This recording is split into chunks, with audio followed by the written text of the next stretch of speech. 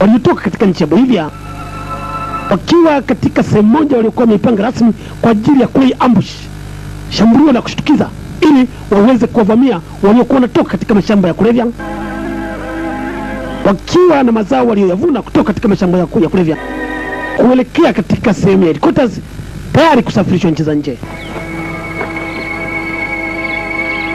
Captain John alisogea na kikosi chake tayari akiwa amejizatiti katika ambushi yake ambaye alikuwa anaamini kabisa kwamba lazima itafanikiwa. Hawakujua kwamba siku hiyo kundi hilo la walimu madawa kulevya ilikuwa na vikosi vyake tayari walikuwa wameshamzunguka Captain John.